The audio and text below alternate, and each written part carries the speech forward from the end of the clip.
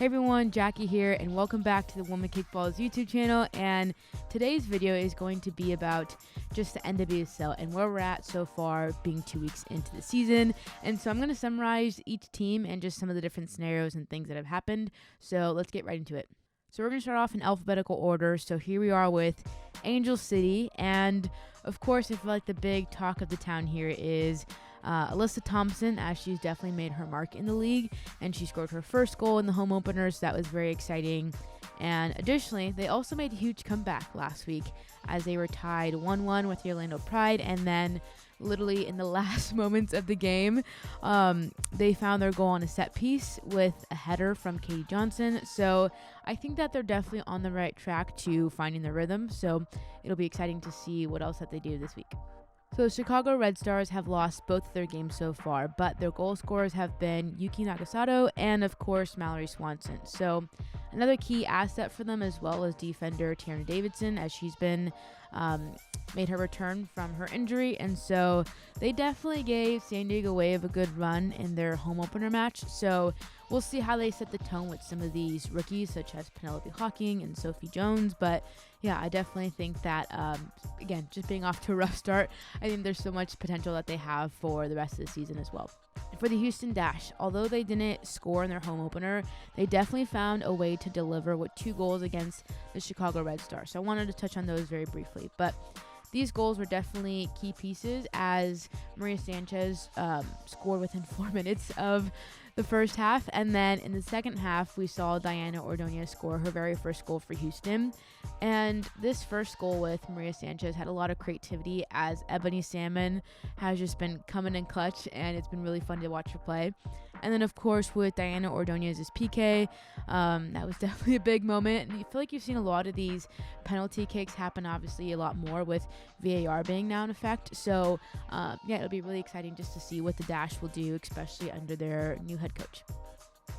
And for the Kansas City Current, they've struggled a bit as they've recorded 2 losses now, and so Cece Kaiser has been the only goal scorer for the Current, as she used a free kick to her advantage. So I think with the 4-1 loss against the Portland Thorns, they'll definitely have to step up their game as they face the Chicago Red Stars next week. So fingers crossed, let's see what happens for the Current, because they definitely have the talent and just so much different resources on their team as well. So it'll be cool just to see how they can make that comeback and get their first win.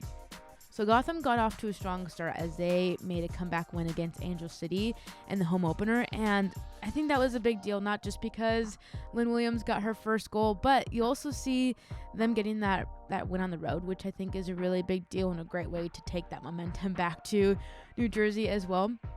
But unfortunately last week they fell 2-0 against OL Reign, and although they didn't secure those 3 points, it was very obvious that Christy Muse was a driving force for Gotham, because she was just so relentless in her attack. So I think that eventually she's gonna, see the back of the net. So we'll see what happens with them. And the North Carolina Courage secured all 3 points in the opening weekend, but then they fell 3-1 against San Diego Wave last week. And their lone goal in that game came from a penalty kick by Caroline, which was kind of controversial in that as she was taking the kick, it was almost like slow motion, where then she ended up pausing. You're not supposed to do that when taking a penalty. So I think it'll just be interesting to see how they regroup from that to then find their finishing touch and to just keep going throughout the season. And for OL Reign, they got off to a rough start as they had a lot of just the key fundamentals in their opening game, but they fell 1-0 against the Washington Spirit. So when it came to playing in New Jersey last weekend, we saw Jess Fishlock, who set a new milestone as well. She became the first player in the league to score in every NWSL regular season. And so I think that the Reign are going to do some major damage, especially with Laura Harvey and just the creativity and tactics that she has. So they definitely have a lot in store for them this season. So yeah, it'll be really cool to see all of that unfold. Okay, so we're coming down to our 5 final teams. Next up is the Orlando Pride, and they're also one of the teams to have lost both games so far. And their first match was pretty rough, as they lost 4-0 against the Portland Thorns. And then last week, Messiah Bright scored the first goal for the club, which was a big deal because being a rookie, obviously that's her first professional goal, and so a very exciting milestone for her. But as far as their roster, they've actually had a few different changes come about.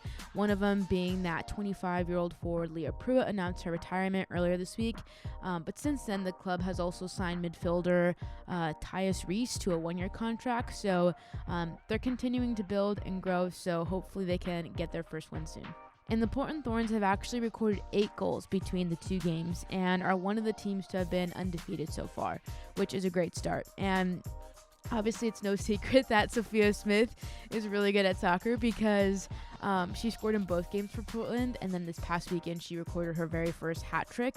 And so the Thorns offense is just stacked with some really incredible talent, and seeing players like Hina Sagita and Christine Sinclair just making those key assists for them has been really exciting under their new head coach Mike Norris. So yeah, I feel like they're going to go pretty far this season. And so far, Racing Louisville has recorded 2 ties as they struggled a bit in their opening game against the Houston Dash. That was a 0-0 draw. But this past weekend, they came from behind and were able to equalize 2-2 against the Washington Spirit. And in this game, both Abby Urseg and Ari Borges scored their first goals for Racing, so that was a huge milestone for those players as individuals. But I feel like with the depth of their midfield and players like Savannah DeMello and Jalen Howell, that they have so much more potential to unlock. So we'll see how things play out for them. All right, so we're coming down to our final 2 teams, and next up is the San Diego Wave, and they're the second team to go undefeated so far, and they've scored a total of 6 goals, so 3 in each game. And as I mentioned earlier with the Thorns, like these high score lines for being early on in the season are really impressive. But 2 players that have really grown in their performance and stood out to me at least are Amira Ali and Danny Colaprico. And Amira scored the opening goal for the Wave in their first game, and then in Danny's first season with San Diego Wave, she's just been a player that I've seen place herself in opportunities where she can help expand the creativity of the team on the field. And so it'll just be interesting to see how they keep up that momentum as they face their first game on the road this weekend.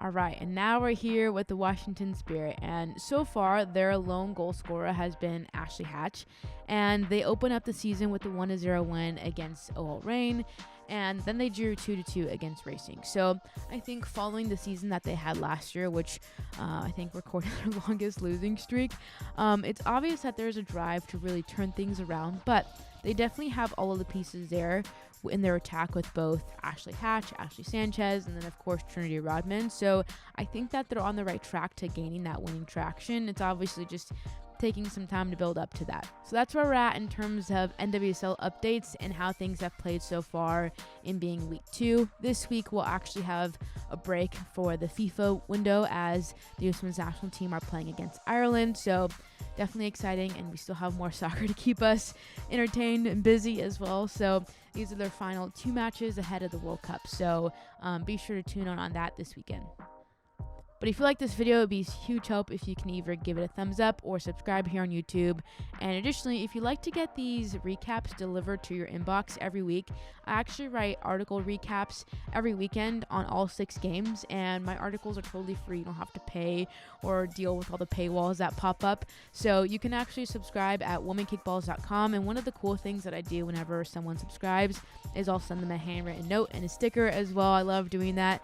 And if I have trading cards, I'll send you one as well. So be sure to check that out in the description box. I'll put the link right here as well if you want to do that. You just help to support me as an independent journalist as I cover all 12 teams in the NWSL. So my newsletter has a lot of great benefits and perks and free stuff in it. So be a huge help.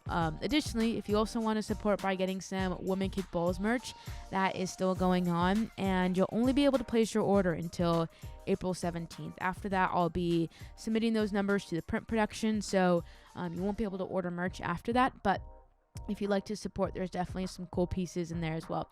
So that's it for today's video. Really appreciate you being here and tuning in, and hope you all have a good weekend with enjoying some soccer, and happy Easter weekend as well. So looking forward to seeing you all back here next Friday.